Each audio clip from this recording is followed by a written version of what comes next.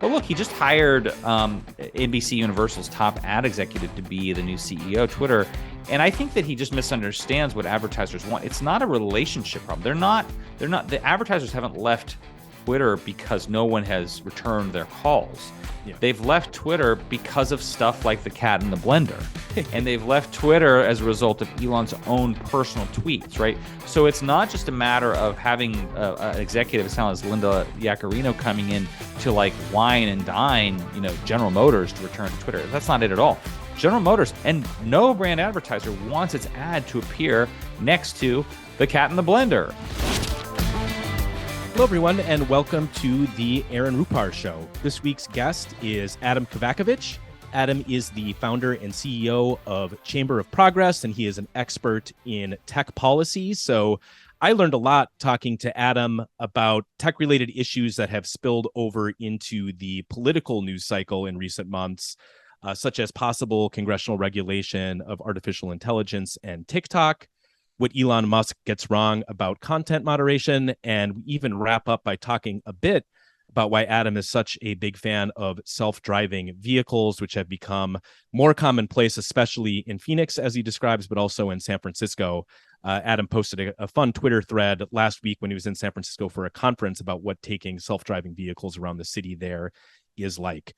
Next week, I will be joined by the first two-time guest of the podcast, Ron Filipowski. So we will be talking a lot of political news, the usual stuff that Ron and I are both immersed in terms of right-wing media, what's going on with the Trump campaign, DeSantis, and a whole lot more. So look for that next week. That episode, like this one, and like all of the episodes these days of the Aaron Rupar Show, will drop on Thursday morning. So please subscribe to the show if you haven't already. And also be aware that if you're not already watching this on YouTube, that the footage of all of these interviews is posted on YouTube. So if you haven't already, it really helps the show if you head on over to my YouTube page and subscribe. And wherever you consume this, please leave positive reviews and share the show with your circle of people, because I'm trying to spread the word, and it really helps just to get that kind of grassroots earned media, so to speak. So without further ado, let's get to my interview with Adam. Hello and welcome to the Aaron Rupar Show. I'm thrilled to be joined today by Adam Kovacevich, who is the founder and CEO of Chamber of Progress. Adam is an expert on tech policy, and so I turn often to his Twitter account to get some clarity on the big tech-related issues of the day. And obviously, there have been a number of them that have come before legislators this Congress, between TikTok, AI, and a whole lot more. So thrilled to have you on the show today, Adam. Thanks for having me. Yesterday, you were tweeting up a storm about the Senate hearing on AI. So maybe that's a good place to start. I didn't see any big-time takeaways from that hearing beyond kind of the posturing that you get whenever these hearings happen that get a lot of attention. Fox News dipped into it for a bit, as did MSNBC and other networks. So there were a lot of eyeballs watching this, but is there anything from that hearing that you think listeners should be aware of in terms of the state of play with possible congressional regulation of AI? And, beyond that, what are some aspects of AI that you think members of Congress should be cognizant of in terms of considering possible legislation? Yeah, I think one of the things you saw yesterday was something you see at a lot of these tech hearings, which is senators who have kind of a pet angle come in and bring in their pet angle, right? So Marsha Blackburn's from Tennessee. She represents a lot of Nashville and the songwriting industry. Her question was about AI, use of AI in creating new music, right? So there was about 2 months ago, there was a story where somebody had gone in and said, well, create a song in the style of a Drake and the Weeknd, right? Is that a copyright problem? I'd argue that it's not. Should AI crawling be allowed under fair use doctrine? I think there's going to be a healthy debate about that. I believe that it is. But then you also saw people like Josh Hawley, express concern about anti-conservative bias in AI, and that's something he's brought up with respect to search engines too. So to some extent, it's senators kind of returning to their priors But I think one of the interesting exchanges really had to do with like, what's the right way to regulate AI? And you heard this idea of, well, maybe we need a new agency and maybe we need to license AI, like we do like license Spectrum. And I think that my concern about that is that when you say that, it's frankly, I think it's a little bit lazy, because you're saying like this problem is so big, like we can't possibly Congress like expect to sort through all of the issues surrounding it. So we'll just kick that complexity to an agency. Well, we don't do that with respect to, health care or transportation regulation. Like Congress actually grapples with some of the issues. Of course, you have an executive branch agency, but, you still debate the thorny issues. And so I would have liked to see more debating of the thorny issues, although I expect we'll get into that in the months and years ahead. But there was a lot of, let's just create a new agency and that will solve all the problems. No, this idea of licensing companies to operate in AI, I think the problem with that is that anytime you do that, you basically inevitably slow progress in that industry. We've seen that in autonomous vehicles. We've seen that in delivery drones, where you have a government agency that needs to grant permission. It has slowed things down. And frankly, it also tends to benefit the incumbents like a Google or an Amazon, who can, get in there and get approval quickly. And that can sometimes hurt challenger companies like an OpenAI. So I think that, I worry about things like that. Yeah. Is there a significant partisan polarization on AI? I mean, as you were just talking through what some of the senators were saying, it sounded kind of refreshingly normal, where Blackburn has concerns that pertain to her constituents in Tennessee, and Hawley, say what you want about him, has concerns that, I guess those are more partisan because that's kind of, those aren't Missouri specific by any means. But what did you notice in terms of that? I mean, is there a significant difference between how Republicans and Democrats are approaching this, or is it more contextualized in terms of the states that these senators represent? Well, I think especially in the House, maybe a little bit less so in the Senate, you see a lot of, I would say, culture war projection onto tech policy, which is to say that Republicans are often coming at tech policy issues from this conviction that platforms are censoring conservative views and are not allowing enough free speech. And Democrats are typically coming at tech policy debates from a conviction that platforms need to do more, that they have too much legal protection, and that they need to do a lot more to remove misinformation. And so you see that divide come up again and again. There was a little bit of that at the hearing yesterday. Frankly, probably not as much as I thought there was going to be, but that's definitely present in almost all tech policy debates now. Yeah, you tweeted earlier this month that, I'm going to quote you here. You said, on most tech policy issues in 2023, there's almost no Venn diagram overlap between what Senate Dems want to do and what House Republicans want to do, end quote. And obviously why that's significant is because Democrats control the Senate, Republicans control the House. So you need to have some overlap to accomplish meaningful legislation. Is the polarization here as simple as kind of what you were touching upon, that Dems favor stronger regulations and Republicans prefer less? I mean, one thing along these lines that seemed like a bit of a confounding factor, and correct me if I'm misremembering this, but I believe in yesterday's hearing, Lindsey Graham was one of the senators who's actually pushing for licensing and stronger regulations, which seems a bit counterintuitive when you think of, kind of the core Republican principles of less regulation, limited government, that sort of thing. So when you talk about this Venn diagram, what do you think accounts for that lack of overlap? And, you say almost no overlap. Is there some limited area where there could be consensus to pass some form of legislation?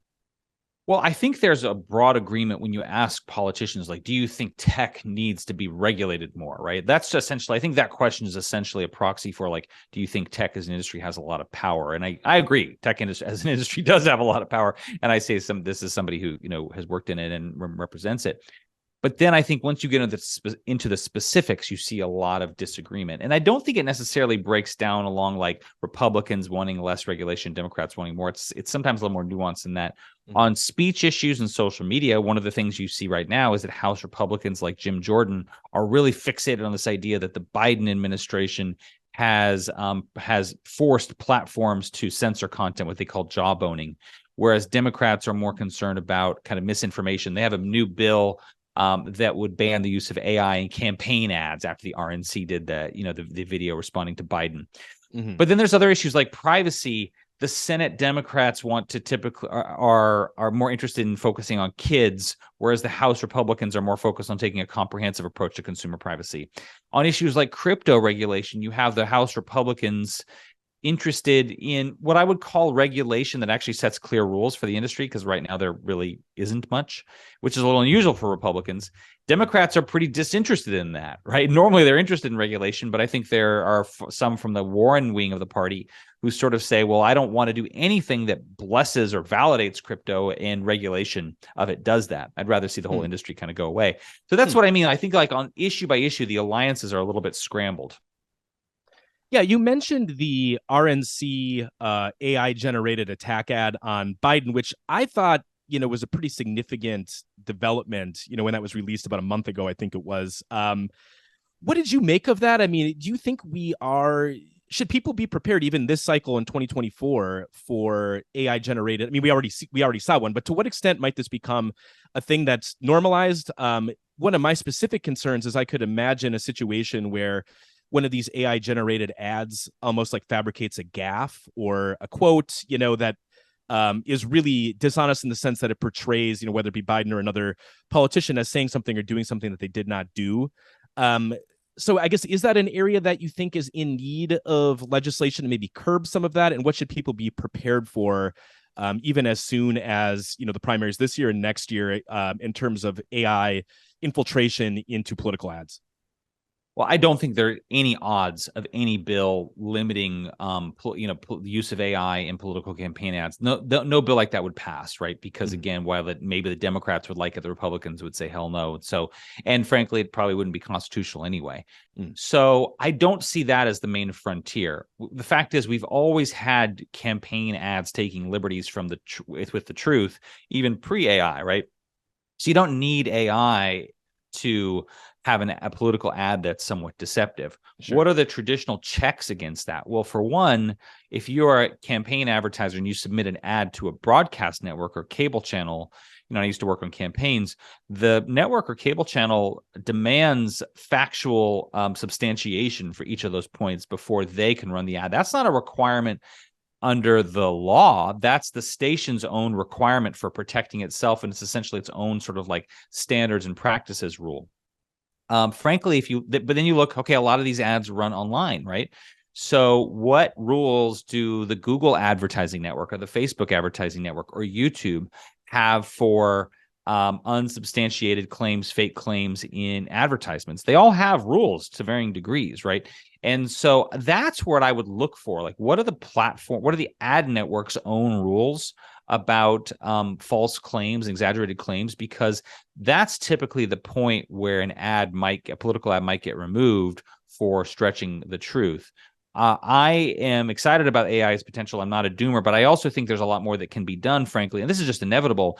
We're going to have to find ways to help consumers become better educated about fakes, and particularly AI fakes, right? Because we're just going to see more of that, right? And so I was at Google I/O, the conference in California last week, and one of the things that Google's going to be doing later this year is in Google Images, they'll be able to show you essentially the birth date of an image, right? And so if I go on and I create a new image today, that Google will be able to tell you, if you're trying to figure out if that's real or not, that the first time they saw that image on the web was today.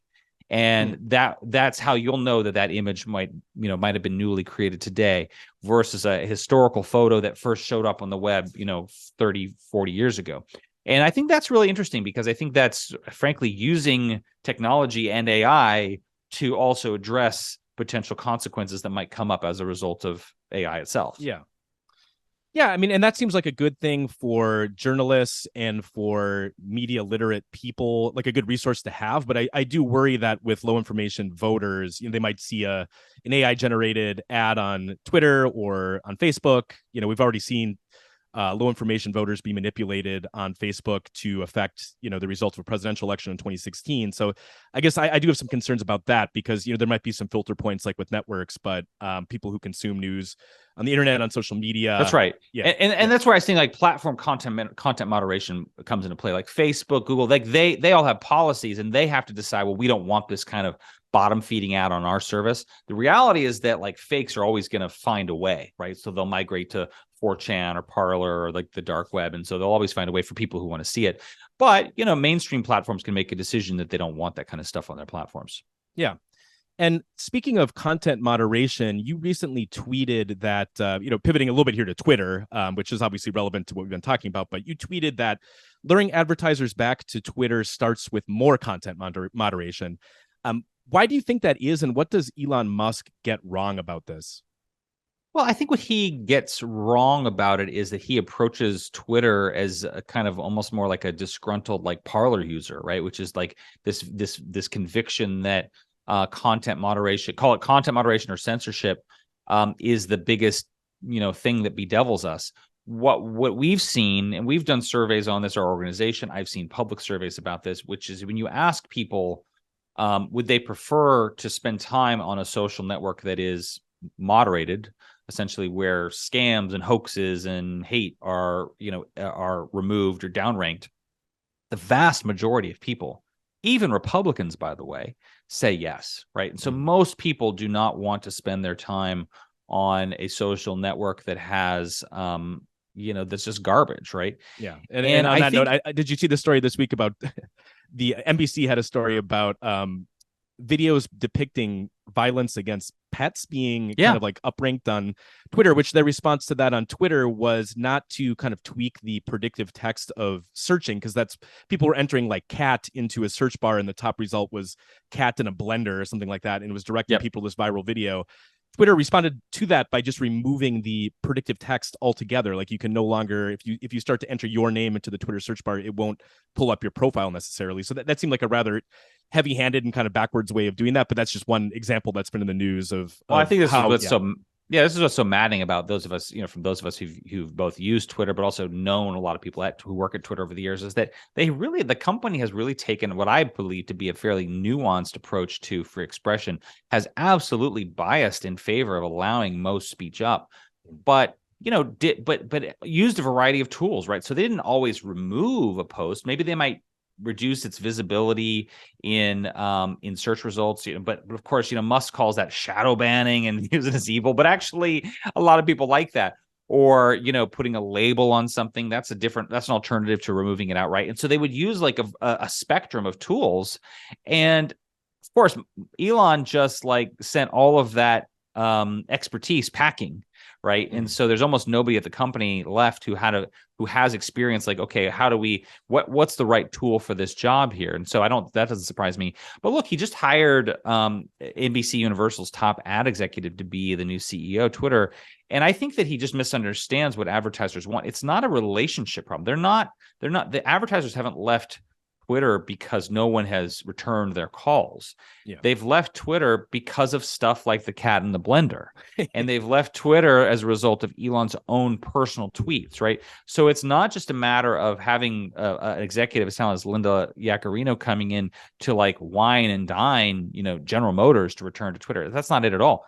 General Motors and no brand advertiser wants its ad to appear next to the cat in the blender, a tweet. And so I think what's kind of interesting to me about this is that, like, I see really two paths in social media. There's like the Parler path where you say, we're going to be maximalist free expression, say anything you want, but man, that's a crappy business because advertisers aren't going to be. Or you could be Instagram. Instagram is the most popular. Facebook is the most popular, but Instagram is very popular as well. 1 billion users. Why? Because it's a pleasant place to hang out. They do engage in a lot of content moderation. Advertisers love Instagram. It's very brand friendly. And so, I would sort of think it'd be obvious if you're trying to build a better business, would you rather be Parler or you'd rather be Instagram? I'd rather be Instagram, but somewhat surprising to me, Elon's chosen Parler. And I think it's only for the fact that, like, there's a lot of us on Twitter. I don't know how you feel, maybe the same way, that like I'd go somewhere else if other people went somewhere else, right? So it's more of a legacy thing. It's not a reflection of we don't like the direction it's gone, but let's all agree together to go somewhere else. Oh, absolutely. And I've been kind of struggling with that with Blue Sky, which I'm not sure. Are you on Blue Sky yet? Yeah, I'm on Blue Sky. Yeah. And that, similar to what you were saying about Instagram, is a fun place to hang out. It kind of has the vibe of like a cool kid's lunch table because it's a lot of influencers and lefty journalists like me but it's almost kind of cringe on there to earnestly promote your work or to post links. And so I log on a couple times a week just to see what people are snarking about and to, maybe get a joke off myself, but I'm not using it at all for business. Right. And I just don't know how that scales. And right. I mean, you built a business around Twitter, right? And Right. and it's a part because of the centrality it's played in conversation. And there's I think there'll always be a market for that. And I think, we're all kind of hungry for it to be something besides Twitter. Oh, absolutely. And it's also striking when you log into Blue Sky how much of the conversation there is still about Twitter. It's a lot of screen caps of Elon's tweets and conversation about Elon. And so totally, it feels kind of inescapable that, Twitter, even if you're not on Twitter, it's, Twitter is kind of the main character. Elon is the main character. And, and all of the other ones, I think, Mastodon is a little bit too technical, I think, to have scale. Post News feels a little bit too much like Facebook and also lacks scale. And so, well, and I also think what's interesting is that Mastodon and I don't think the majority of users particularly care about whether the social media, the Twitter alternative is decentralized, but of course, Blue Sky and Mastodon are decentralized. That is a part of the appeal of them for many, but I think it also makes them a little bit harder to use. But the biggest issue I see with all of them is that which one reaches scale. That's where everybody will go to the thing that can kind of reaches almost that tipping point of scale. Yeah. Let's pivot and talk a little bit about TikTok. I know Chamber of Progress has been trying to raise awareness about the Chinese government's influence over the platform. There has been a lot of talk about legislation to ban TikTok. I understand there's a lot of legal challenges surrounding that. I sometimes get the sense that members of Congress kind of use the issue more to posture as tough on China than they do to really get into the weeds of what responsible legislation would look like in this area. Do you think it is the case that TikTok poses a unique threat among the large social media platforms? And in an ideal world, what do you think Congress should do about that? It's such a novel challenge. We've never before had a service in this country that rises to the top of the charts and is Chinese owned. And I think that so I don't think treating it like some other thing is just hard because we haven't ever had something like that. I spent a dozen years at Google, and I remember, Google used to be in China censoring its search results. And then there was an episode where the Chinese government essentially broke into the Chinese offices and code and stole source code. And China and Google said, we're not going to be in China anymore. We'll operate in Hong Kong, but we don't operate there. Facebook tried to get in China for years, never got in. And so I do think there's, there's a Chinese way of doing business, and it's very different from our way of doing business. But the reality is, China has a law, a national intelligence law that conscripts Chinese companies and Chinese citizens into advancing the government's aims, both through intelligence, but also propaganda. And there's been ample reporting about kind of how that's played out within ByteDance. I mean, look. For me, thinking about when Russia invaded Ukraine, and one of the things that we all sort of talked about was we have a television network on our cable systems, RT, that is literally a Russian propaganda network. And why did we let that happen in the first place? I'm not suggesting it had a great influence, but essentially it was shut down on cable systems and in Europe within days. Mm-hmm. I sort of feel the same way about TikTok, that I'm more concerned about the propaganda concern rather than the data security concern, although I think that's real as well. Maybe they haven't used it yet, but I think the Chinese government does view it as a strategic asset. That's why they've resisted the divestiture demand. I personally think there's a pretty easy the playbook here is how the Trump administration dealt with Grindr in 2020, because Grindr, the app, came under Chinese ownership. The CFIUS process, the interagency process, said to the Chinese company owning Grindr, we will not allow you to continue owning Grindr. They were concerned about access to data. They were concerned about, Grindr had a lot of sensitive data about sexual orientation, about HIV status. Arguably, TikTok has a lot of that as well. Mm-hmm. And they demanded that the Chinese owner divest and sell to a U.S. company. It was all done pretty quietly. And a year later, Grindr announced it had been sold to a U.S. owner. The fact that I think things have been pretty quiet lately between TikTok and the federal government suggests to me that silence might mean negotiation. It's very plausible to me that actually the administration is in fact working with ByteDance to try to find a buyer for the app. I know that's something the Chinese government would resist, but I just don't see that China cloud ever going away for TikTok, so long as they're Chinese owned. Yeah. To broaden it out a little bit, I mean, you talked about the concerns surrounding TikTok as a propaganda tool. I think there are some similar concerns with Twitter at this point. Even Elon Musk this morning, before we hopped on this call, was amplifying Sputnik. And, he certainly has an affinity for right-wing propaganda more broadly. And so how concerned should people be about these social media companies? I mean, I guess we've already have some experience in the US with this in 2016, but how concerned should people be about these large social media platforms being used as tools for right-wing propaganda? And do you see this as an issue where the solutions are going to be more market-based? We've already kind of touched upon this a little bit, or is there a space where, policy and legislation could be helpful? It's really remarkable, isn't it? I have been so amazed by the kind of mainstreaming of Russia on the right, and I guess dating back to sort of Trump's own affinity for like strongmen. But it is just such an amazing 180 for a party that has had, I think, a proud history of hawkishness and protection of American interests and national security interests. I remember years ago, there was a big hearing in Congress when Yahoo was called before Congress for essentially giving information to the Chinese government about a user, a Chinese dissident, right? And now that's the kind of behavior that like Twitter does, routinely, and frankly, Musk then gets defended largely by House Republicans on this. So I just, I'm very concerned about it for sure. And I think it's a problem. But, I think, and so we should, like, as information consumers, we should be hopefully aware of the fact that I think Musk is compromised on this stuff. Yeah. But it does sound like ultimately it's more of a demand issue than a supply, in terms of there isn't necessarily legislation that can fix this. It's up to people to be cognizant of what they're consuming.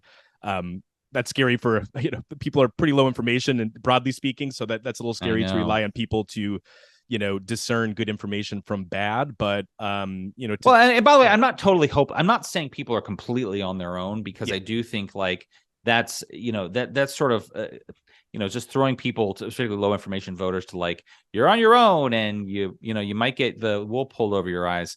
I am optimistic that tools will evolve and emerge that help all of us become better information consumers. And again, I think back to like original Google mission was to literally sort, high quality websites, authoritative websites, from low quality websites, right?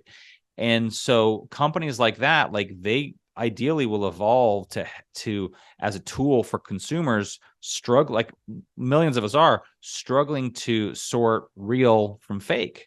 And, I think there will be a market for that, and like for trusted sources. New York Times is arguably the most successful news outlet from a business perspective in the country. Arguably, I think part of that is like the authority and trust that they've built. So I do think there is a realm for trusted, entities to say this is real, this is fake, etc. Sure. But are there always going to be there are always going to be places where, somebody who wants to find lies and hoaxes will find them. That's just absolutely true. Yeah. Well, let's close this out on a little bit of a happier note. I got a kick out of your tweets last week when you were in San Francisco about self-driving cars. I personally have not been inside of one of those. I would be a little bit, I think, nervous about it, at least at first. Tell me where the technology is at with that these days, and what was the experience like? I'm guessing that wasn't your first time in a self-driving car, but for those of us who have not been in one, what is that like? How safe is it?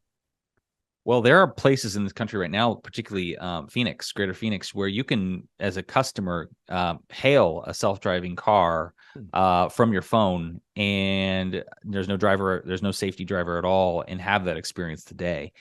Arizona has probably been like the country's leading state, and particularly the Phoenix metro area. Cruise and Waymo have been testing for years in San Francisco, and essentially are right on the verge of full 24-hour commercial operations there. And it's a kick. I mean, I'll be honest, you get in there, and one of the things that I just was struck by is like how safe you feel, how cautious it feels. almost to the point of like, in San Francisco, I'm riding in a cruise last week. Human drivers would drive around the car because they were actually feeling like our vehicle was driving too cautiously. But of course, I think that's probably the right call for right now. Yeah. Just fascinating things, riding a Waymo in Arizona, we're pulling out into the street, we're making a right turn into traffic, and the car had to gauge which window between cars it had to turn right. And so that's a distinction that we would normally guess as a human driver. Well, what you underestimate is that the computer is doing all of this computation in the background literally to say, okay, well, that car is 35 yards away and the next one is 50 yards away. And based on our rate of acceleration, we can get between these two, but not between those two. And that's just incredible. And so I just think like, for me, actually, the experience went pretty quickly from this is amazing to like, this is ho-hum. I'm gonna get on my phone and see what's going on Twitter right now, right? And so I just think it's one of those things that like freaks some people out when you sort of talk about it and think about it. But once you experience it, for me anyway, it's just incredibly cool. Feels very safe, and then starts to feel almost ordinary, which is kind of what you want from technology. Yeah, and I guess the bonus is that then you also don't have to worry about a driver talking to you. Totally. If you're an introvert, it's great. I don't mind it sometimes, but there are times where, I have work to do where I need to write an email or something. And, I politely will ask. And I would say too, on a serious note, I think there's a tremendous potential for this for helping, visually impaired people, seniors, just like this is what's so exciting to see this unleashed finally in cities, just to see the way people use it. So I'm really excited because I really think you'll see, by this fall, you'll see full commercial operations in San Francisco. And again, it's already there in Arizona. Is there any prospect of this coming to the East Coast anytime soon? It seems like it's more of a West Coast thing at this point. It's interesting. So a lot of the Southwest and Southern states were really on the leading edge for passing pro-autonomous vehicle laws. There's been less testing of the vehicles in states. Blue cities in states like New York and Boston have dragged their feet the most. And so they'll, unfortunately, AVs might be those might be some of the last cities I think what you've seen, again, particularly in Arizona, is that like Arizona wants to attract jobs and innovation. So they really almost kind of sought it out. A lot of East Coast cities, I think, take the mentality they've been here for hundreds of years. They're going to be here for hundreds of years more. They don't need to attract, go out of the way. I think that's a mistake. But I think we're likely to see other cities kind of get the lead. Texas, I think you'll see Houston, Dallas, Austin, all become big autonomous vehicle cities. And so I think on the East Coast, my prediction is that DC becomes one of the first AV cities, and then in New York and Boston will probably be further behind. Fascinating. What does that mean for just last thing here as you're talking and thinking about this? What does this mean for drivers, though? I mean, is there a constituency of Uber, Lyft drivers, DoorDash? I guess this is just kind of how mechanization affects the economy, the job market. But I could see that being a concern in terms of actually having a bill, legislation, an ordinance that allows for this. That there's a constituency that could see part of their livelihood going away here. It's a concern, and I don't want to dismiss the concern because definitely some driving jobs will go away. I think new jobs will be created. But the Teamsters, for example, this year have been very active in promoting bills in states that say autonomous drivers cannot operate without a human driver in the seat, which basically means no autonomous vehicles. And I think that's primarily aimed at protecting jobs that exist. And I understand that. I think the reality is that we probably need much more of a government investment and program to help people who are drivers today become the autonomous vehicle, technicians of tomorrow, because everything breaks down. Everything's going to need a technician. I was at a Waymo depot in Arizona where, there were many people servicing the vehicles. And so there's going to be plenty of jobs of that kind as well. We've seen that kind of transition before. So it won't be easy. And I don't want to be dismissive about it because I fully appreciate that, that many people make a living that way. I think there will be driving jobs will not go away altogether. But new types of jobs will be created. Yeah. Well, fascinating stuff. Adam, anything that you want to plug on the way out? If people want to follow you or your organization, where can they do that? Sure. I'm at Adam Kovacevich on Twitter, and Chamber of Progress. We're at progresschamber.org on the web. Awesome. Thanks so much for your time. Really fun conversation. Thanks, Aaron. That's it for today. Thanks for tuning in. New episodes of the Aaron Rupar Show drop every Thursday. Please like the show on YouTube or wherever you get your podcasts and share it with your circle. Thank you for tuning in.